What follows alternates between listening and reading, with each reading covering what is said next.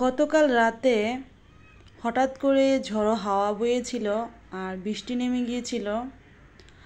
আর রাতের বেলা এমনভাবে বজ্রপাত হচ্ছিল, ভীষণ রকমের ভয় লাগছিল। যাই হোক, আমি অত একটা ভয় পাই না, তবে মুদাসির কিন্তু ভয় পাচ্ছিল। আর বৃষ্টিটা কিছুক্ষণ হয়ে এরপর কিন্তু থেমে গেছে। আবহাওয়াটা এত গরম ছিল আর বৃষ্টিটা এসে আবহাওয়াটাকে ঠান্ডা করে দিয়েছে। যাই হোক, সকালবেলা উঠে কিন্তু চা নিয়ে বসেছি। চা ছাড়া কিন্তু একদিনও চলে না। তো রং চা বা দুধ চা যেটাই বলেন, চাটা খেতেই হয়। মাঝে মাঝে রং চা খাই, মাঝে মাঝে দুধ চাও খাই, তবে দুধ চাটা কিন্তু আমার বেশি পছন্দ। রং চাটা কিন্তু শরীরের জন্য ভালো, এটা আমরা সবাই জানি। আর মুদাসিরের বাবা বাজারে চলে গিয়েছিল, কিছু কেনাকাটা করেছে। তবে আমি বলেছি কাঁঠাল নিয়ে এসো, তবে পাকা দেখে এনো। তো কাঁঠালটা বেশ ভালো ছিল, আর কাঁঠালটা বেশ পরিপক্ক ছিল, সেটা আমি ভালো করে দেখছিলাম যে কাঁঠালটা কি আজকে ভাঙা যাবে কি না। তো মুদাসির বাবা বলছে কাঁঠালটা আজকে ভেঙে খেতে পারবে, একদম পাকা কাঁঠাল।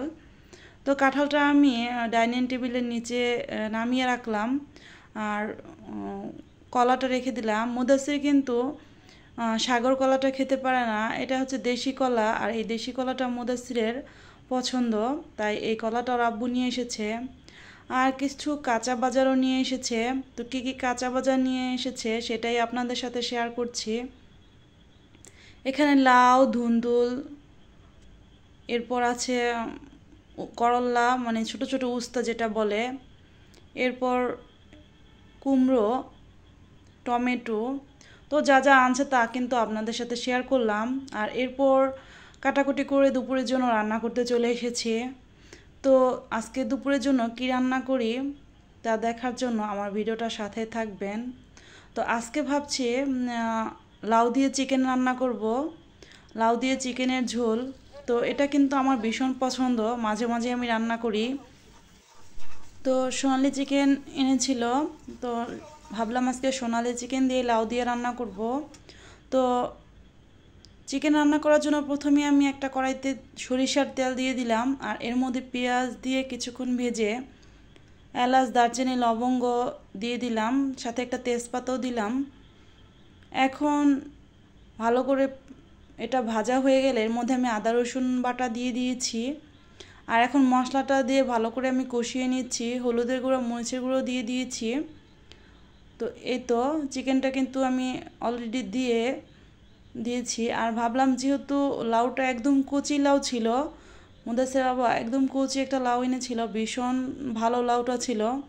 তো চিকেন যেহেতু বেশি সময় লাগবে না রান্না করতে, তাই লাউয়ের সাথে কিন্তু চিকেনটা আমি দিয়ে দিয়েছি।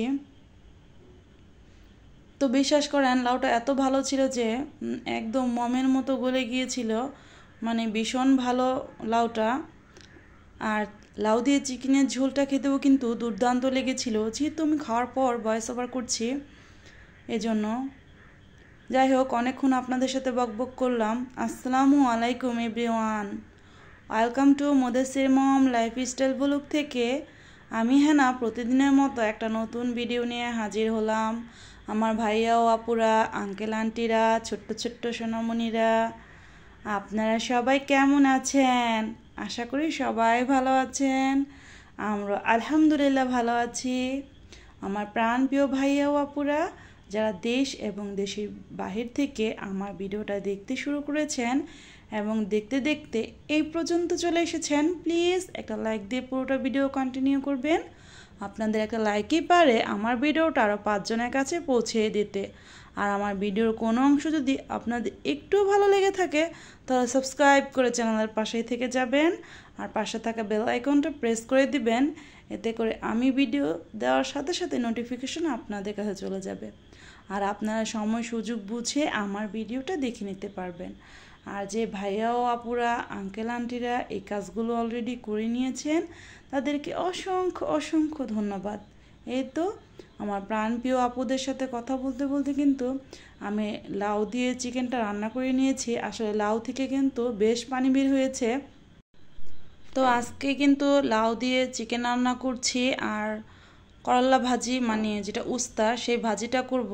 এই ভাজিটা আমি একটু বেশি করি কারণ মুদাসসিরের বাবা করলা ভাজিটা খেতে বেশ পছন্দ করে।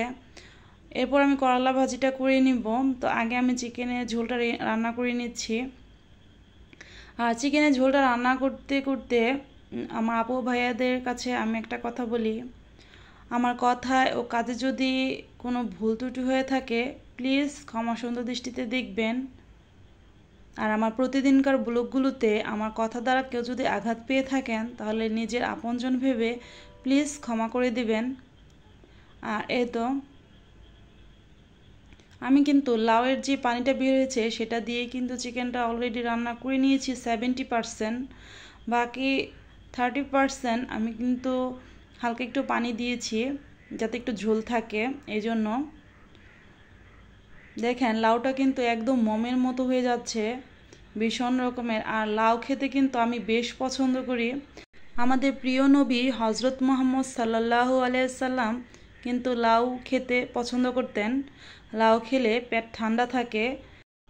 তো হালকা ঝোলের জন্য কিন্তু একদম অল্প করে একটু পানি দিয়েছি, যেহেতু লাউয়ের যেই পানিটা বেরিয়েছে সেটা দিয়ে কিন্তু চিকেন আর লাউ দুটোই রান্না হয়ে গেছে।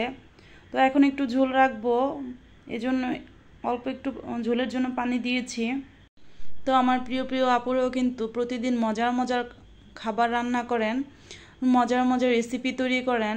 তো সেই ভিডিওগুলো কিন্তু আমি মনোযোগ দিয়ে দেখি আর আমার ভীষণ রকম ভালো লাগে। আমার নতুন ভাইয়া আপুদের উদ্দেশ্যে আমি একটা কথা বলি, যারা আমার চ্যানেলে নতুন ভিজিট করেছেন এখনও সাবস্ক্রাইব করেননি প্লিজ সাবস্ক্রাইব করে নেবেন আর পাশে থাকা বেল আইকনটা প্রেস করে দিবেন। এতে করে আমি ভিডিও ছাড়ার সাথে সাথে নোটিফিকেশন আপনাদের কাছে চলে যাবে আর আপনারা সময় সুযোগ বুঝে আমার ভিডিওটা দেখে নিতে পারবেন। আর একটা কথা বলি, আপনারা আমার পাশে থাকবেন ইনশাল্লাহ আমিও আপনাদের পাশে থাকব। আর এই তো চিকেনের ঝোলটা কিন্তু রান্না করে নিচ্ছি, যেহেতু ঝোলটা রান্না হয়ে আসছে শুধু ঝোলটাকে আমি একটু গাঢ় বা ঘন করে নিচ্ছি। তো আঠা আঠা ঝোল করব। তো লাউ দিয়ে কিন্তু চিকেনের আঠা আঠা ঝোলটা বেশ ভালো লাগে খেতে। তো যারা খান তারা তো জানেনই, আর যারা খাননি তারা একবার এভাবে রান্না করে খেয়ে দেখতে পারেন, ভীষণ ভীষণ রকমের স্বাদ হয়। আর আমি যেহেতু ভয়েস ওভার করছি আশেপাশে শব্দ শোনা যেতে পারে, এজন্য আপনারা ক্ষমা সুন্দর দৃষ্টিতে দেখে নেবেন।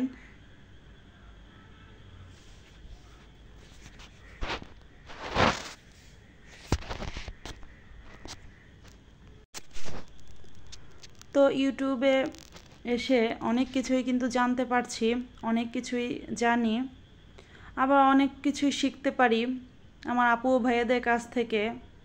তবে একটা কথা বলি, সৎভাবে কাজ করলে কিন্তু আল্লাহ ঠিকই একদিন না একদিন স্বপ্ন পূরণ করে, তার আশা পূরণ করে। কিন্তু একটা কথা কি আপুরা জানেন, সৎ মানুষ বর্তমান যুগে নেই বললেই চলে, খুবই কম আছে। আর যারা আছে অসৎ মানুষের ধাক্কায় সেই সৎ মানুষগুলো কেন জানি না দুর্বল হয়ে পড়ে বা পড়ছে। আর এই তো চিকেনটা রান্না প্রায় হয়ে গেছে। তো চিকেনের মধ্যে কিন্তু এখন আমি ভাজা জিরা গুঁড়ো দিয়ে দিলাম আর এখন একটু নেড়ে চেড়ে নিচ্ছি ভালো করে। চিকেনটা প্রায় রান্না হয়ে গেছে। আর জানেন না, বিশ্বাস করবেন কি না, নিজে রান্না করছি বলে বলছি না, এই লাউ দিয়ে চিকেন রান্নাটা দুর্দান্ত স্বাদ হয়েছে। তো অসাধারণ লেগেছে আমার কাছে, ভীষণ ভীষণ মজা হয়েছে। শুধু আমার কাছে না, মুদাসসিরের বাবাও কিন্তু বলেছে ভীষণ মজা হয়েছে রান্নাটা। যেহেতু টাটকা লাউ আর চিকেনও কিন্তু টাটকা, আজকেই মুদাসসিরের বাবা এনেছে, টাটকা টাটকা সব কিছু কিন্তু খেতে ভীষণ ভালো লাগে।